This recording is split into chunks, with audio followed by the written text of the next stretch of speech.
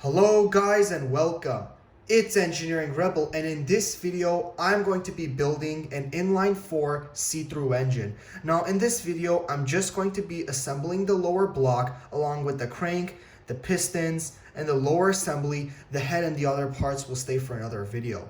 Now obviously this is not a real engine because it's made out of plastic, but the parts and the pieces are very close to what you will see in real life.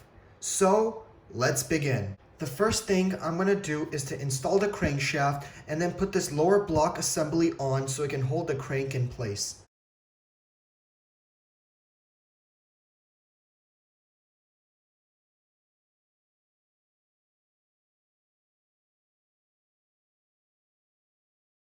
Now that the crankshaft is in place, the next thing I have to do is to put in the pistons. You can see that we have our little rod bearings, we have our little connecting rods, along with the connecting rod caps, and even little screws to hold everything together.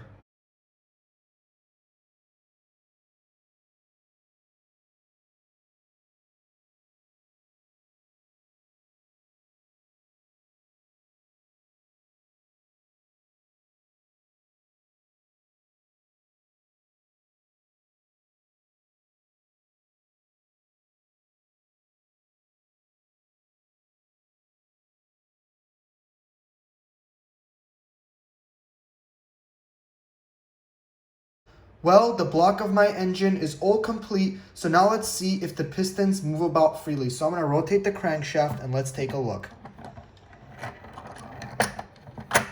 Yes, success!